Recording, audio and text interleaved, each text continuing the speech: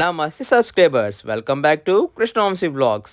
మీరు మన ముందు వ్లాగ్ పాండిచేరి చూస్తుంటారు కదా, దాని కంటిన్యూషన్ వ్లాగ్ ఇది తిరుపతి వ్లాగ్ చెప్పాను కదా. ఒకవేళ మీరు మనం పాండిచేరి వ్లాగ్ చూడకపోతే చూసేయండి. అండ్ నెక్స్ట్ డే మనం పాండిచేరి నుంచి నెక్స్ట్ డే మార్నింగ్ తిరుపతి దిగిపోయాం స్టేషన్లో. ఇంకా అక్కడ నుంచి బస్ స్టాప్కి అయితే వచ్చేసాం. ఇంకా బస్ స్టాప్ దగ్గర నుంచి ఇంకా ఆలస్యం చేయకుండా ఏసీ బస్ అయితే ఎక్కేసాను అనమాట.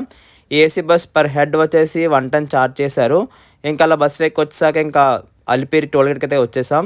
ఇక్కడికి వచ్చేసాక ఇంకా బ్యాగ్స్ లగేజ్ అన్ని మొత్తం చెక్ చేశారు. తర్వాత మళ్ళీ బస్సు ఎక్కేసి మనం ప్రయాణం అయితే తిరుమలకి స్టార్ట్ అయిపోయింది. చూస్తున్నారుగా, ఈ ఏసీ బస్సులో అయితే మనం వచ్చాం తిరుమలకి.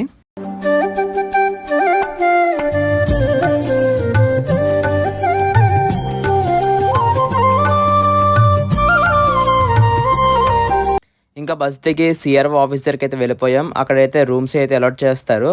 మాకైతే సప్తగిరి రెస్ట్ హౌస్ అయితే వచ్చింది. ఇంకా అక్కడ నుంచి లోపలికి అయితే వచ్చేసాం. లోపల గార్డెన్ అయితే మాత్రం చాలా బాగుంది, పీస్ఫుల్గా. ఇంకా ఇది మా విండో దగ్గర నుంచి వ్యూ అనమాట. అలా విండ్ మిల్స్ కొంచెం బాగున్నాయి కదా అని చెప్పేసి తీసాం. అలా రూమ్ పైకి చూస్తే కోతులు అయితే చాలా ఉన్నాయి, చూడడానికి చాలా బాగున్నాయి కోతులు అయితే.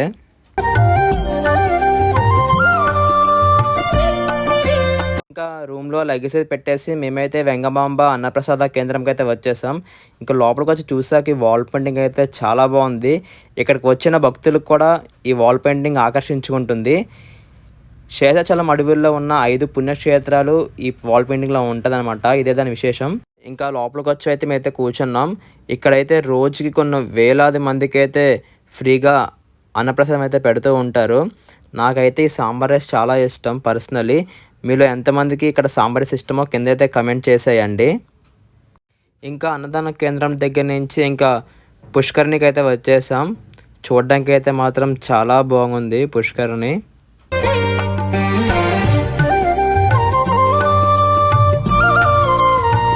ఇంకా పుష్కరిణి దగ్గర నుంచి బయటికి వచ్చి చూస్తే ఇక్కడ పౌర్ణమి రోజు గరుడ సేవ అయితే చేస్తున్నారు. చాలా అద్భుతంగా అయితే ఉన్నది గరుడ సేవ అయితే. చాలా అదృష్టం ఉండాలి కరెక్ట్గా రోజున చూడడానికి గరుడ సేవని. శ్రీవారి ఏనుగులు ఇవి. పద్మ ఒకటి మరొకటి లక్ష్మి. స్వామివారి ఏ పూజ అయినా ముందుగా ఇవి నడుస్తాయి. వీటి వెనకనే స్వామివారి విగ్రహాలు వస్తూ ఉంటాయి.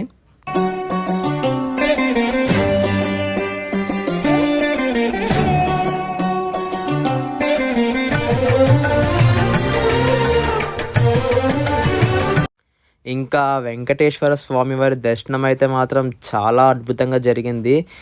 కనుల నిండుగా అయితే ఉన్నది. లోపల 10 సెకండ్లు ఏదో స్వర్గంలో ఉన్నట్టయితే అనిపించింది.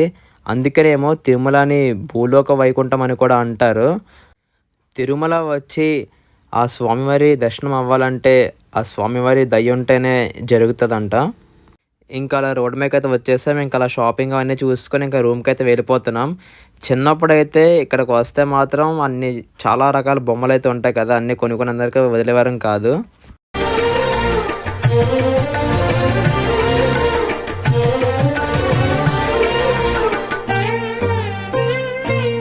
మార్నింగ్ దర్శనం అయిపోయింది కదా, తర్వాత రూమ్కి అయితే వచ్చేసి కాసేపు అయితే రెస్ట్ తీసుకున్నాం.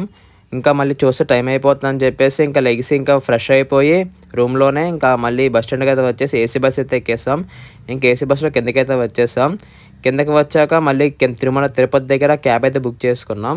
చూసారా స్వామివారి ఆకారం ఎలా కనిపిస్తుందో, తిరుమల కొండ ఇదే అది. ఇంకా కాణిపాకం దగ్గరికి అయితే వచ్చేసాం. తిరుపతి కిందకి రాగానే క్యాబ్ అయితే బుక్ చేసుకున్నాం కాణిపాకం మరియు శ్రీకాళహస్తికి కూడా. మా ట్రైన్ కొంచెం డిలే ఉందని చెప్పేసి ఇంక లోపల వచ్చాక చెప్పులు అయితే పెట్టేసాం. ఫోన్ కూడా ఇక్కడ ఇచ్చేసాం. లోపల దర్శనం అయితే మాత్రం కాణిపాక వినాయకుడిది చాలా అంటే చాలా బాగా అయింది. మేము ఒక లైన్లో వెళ్ళాం, కానీ సడన్గా పంతులు గారు వచ్చి ఆ లైన్ ఆపేసి మా దగ్గర నుంచి లైన్ మార్చేశారు. మేము చాలా ముందు నుంచి చూసాం కాణిపాక వినాయకుడిని. చాలా బాగా అనిపించింది. దగ్గర నుంచి దేవుడి దగ్గర ఒక 5 నిమిషాలు ఉండిపోయాం మేము ఆ దర్శనం చేసుకొని కాణిపాక వినాయకుడిని. అయితే మాత్రం ఈసారి వినాయక చవితి కూడా బాగా చేయాలని చెప్పేసి మీ ఆశీస్సులు ఉంచండి అని చెప్పేసి మా అమ్మేనా అని చెప్పి అనుకున్నాం.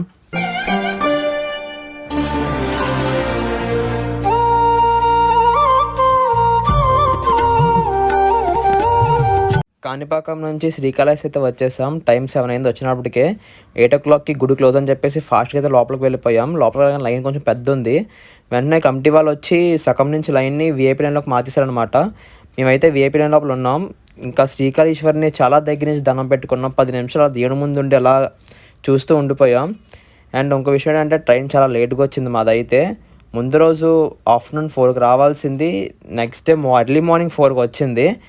ఒక రకంగా మంచిదే. 4కి రావడం వల్ల డిలే అవ్వడం వల్ల మేము కాణిపాకం, శ్రీకాళహస్తి చూసాం.